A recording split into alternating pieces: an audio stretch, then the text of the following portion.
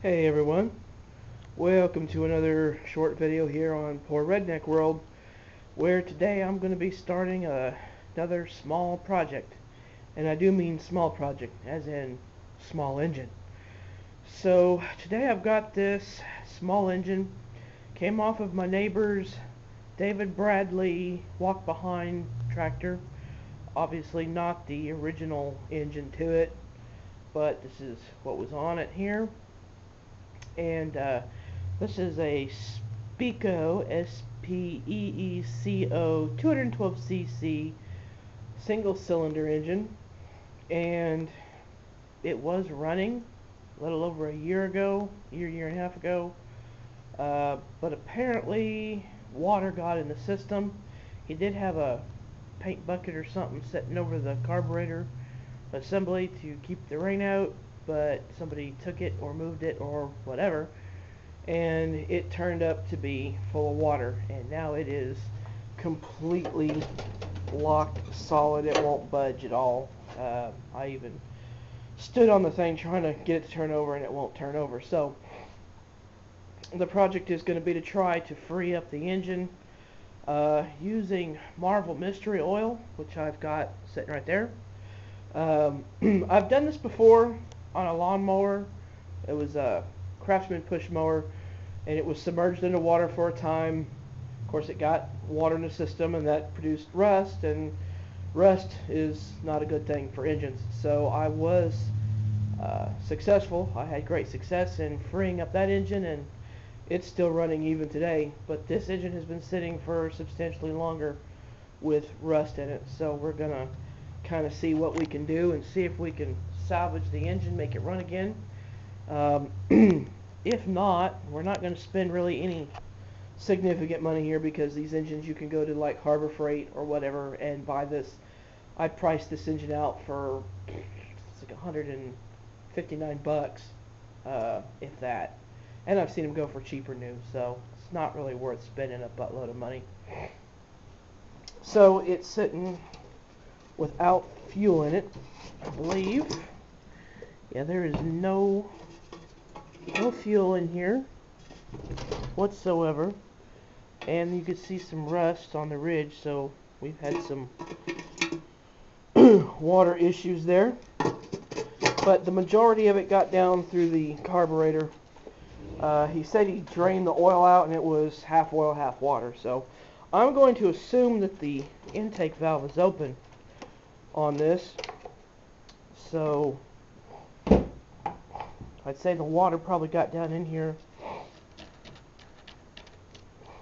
down to the carburetor, and filled the cylinder, and then maybe the water made it past the rings, got into the lower end.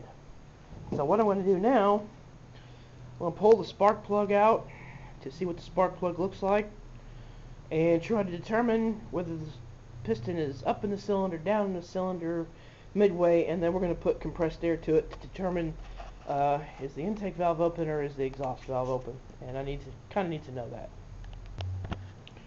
Okay, so I've got the spark plug out, and here's the spark plug, and if the camera's going to show it, I don't have a paper towel in here, but it looks like there's been some water and some rust infiltration in there. So I'm going to assume that there's probably some rust in the top end and possibly in the lower end too. Don't have a flashlight, so I can't really get a great look down that cylinder bore, but I can try to determine the approximate position of the piston if I can find my screwdriver. Well, I don't need a screwdriver. Here's one anyway. Okay, so we'll try to determine the position. Is it up in the cylinder bore, down in the cylinder bore, or midway? So that's how much spark plug we've got going in. So I'd say it's about halfway down, maybe, probably more. So the next thing I got to do is determine whether or not the intake valve is open or whether the exhaust valve is open, and that's going to help me determine how much of the Mr. Oil I'm going to be able to apply to the engine. So that's what we're going to do next. Okay, so I got the compressed air hooked up, and all the air is coming up the carburetor. Nothing's coming out the tailpipe or the muffler. So the intake valve is open.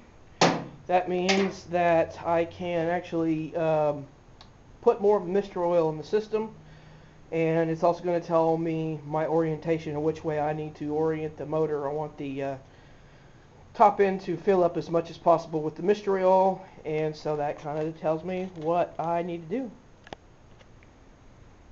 Okay, so now that I know that the piston's got some space between the cylinder head and the top of the piston, I've oriented the engine back using my spark plug socket storage block there to kind of elevate it, given the orientation of the piston cylinder. And having done that, I can now get a look down the spark plug bore a little better now that I'm kind of in the light, and I can see definite indication of rust down in the cylinder. So what I'm going to do, off camera of course, I'm going to use my funnel to fill the cylinder with as much Mr. Oil as it'll hold. I'm then going to, and I'm going to try to, work it around, move it back and forth, get as much of the air out of the system as I can.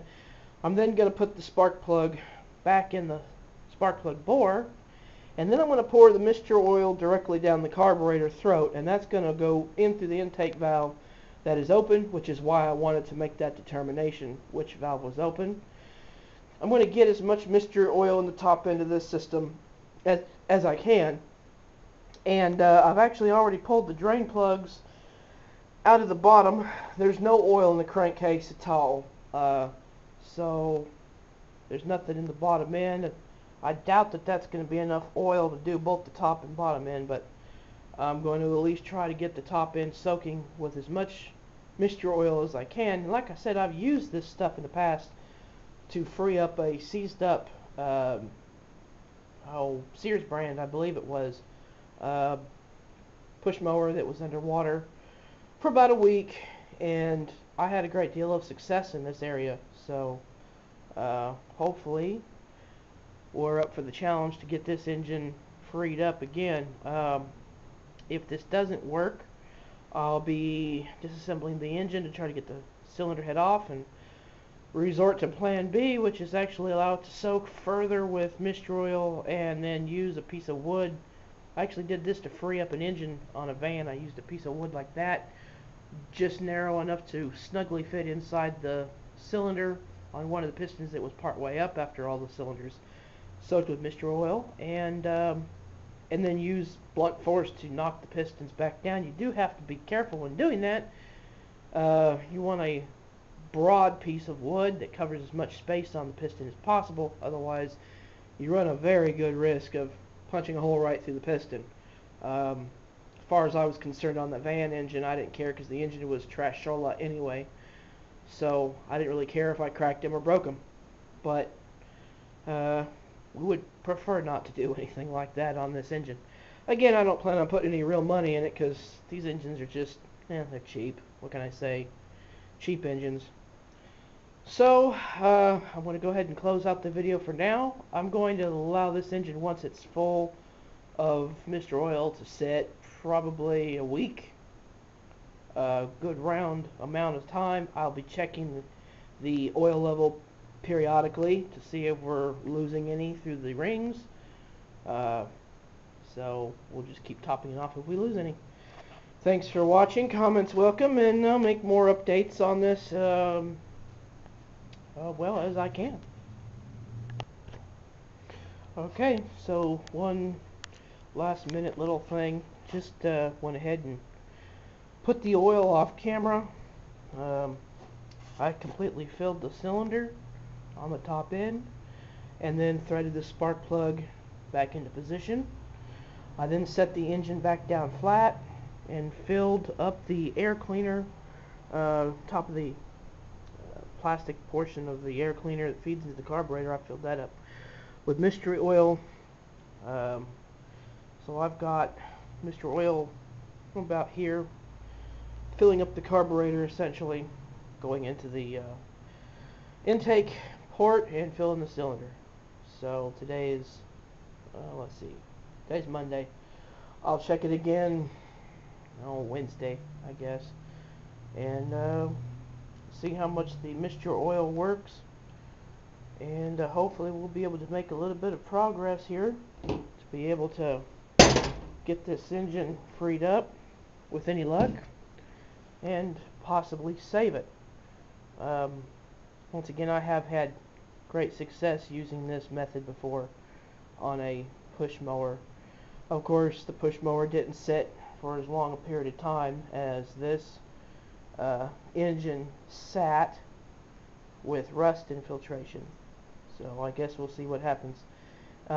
Incidentally, the paint job is not mine. The owner of this engine and the associated David Bradley that it was recently mounted to has an infatuation with this particular color, even to the point where he spray painted an entire van, minivan that is, with this color. But anyway, so here we are with the engine setting, and this is the way it's going to remain until I get back to it. Marvel Mixture Oil. The only automotive product that I know of that smells of mint. Perhaps that's just my olfactory scent. I don't know if that's actually the way it smells, but my nose smells mint. So it's actually a rather pleasant substance to work with. So anyway, thanks for watching. Comments welcome, and I'll bring some update videos as soon as I have them. And if we get any further on this, we've got a Clinton engine that I'm going to mess around with in the near future, depending on what kind of results we get here. Alright, peace out.